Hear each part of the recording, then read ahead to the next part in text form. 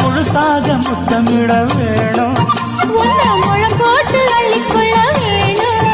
என் குல வாழைய இலை போடவா ஏதின்னும் தாமதம். அடி மீனா பொண்ணு மாசியில் போட்டா மாறா பொண்ணு.